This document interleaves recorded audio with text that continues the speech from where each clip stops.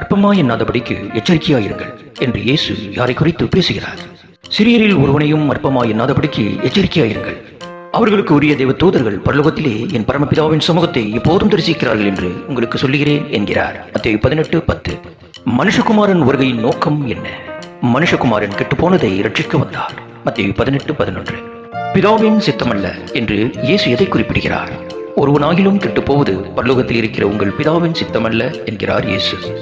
மத்தேயு 18:14. என் சகோதரன் எனக்கு விரோதமாய் குற்றம் செய்து வந்தால் நான் எத்தனை தரம் மன்னிக்க வேண்டும் என்று கேட்டது யார்? இயேசுவின் பதில் என்ன? பேதுரு கேட்ட கேள்விக்கு இயேசு சொன்ன பதில் 7-70 தரம் மட்டும் மன்னிக்க வேண்டும் என்பது. மத்தேயு 18:21-22. தன்னிடம் ஜெபம் பண்ணும்படிக்கு வந்த சிறு பிள்ளைகளை அதட்டின சீஷர்களிடம் இயேசு என்ன சொன்னார்? சிறு பிள்ளைகள் என்னிடத்தில் வருகிறதற்கு இடம் கொடுங்கள், அவர்களை தடை பண்ணாதிருங்கள், பரலோக ராஜ்யம் அப்படிப்பட்டவர்களுடையது என்றார். மத்தேயு 19:13-14.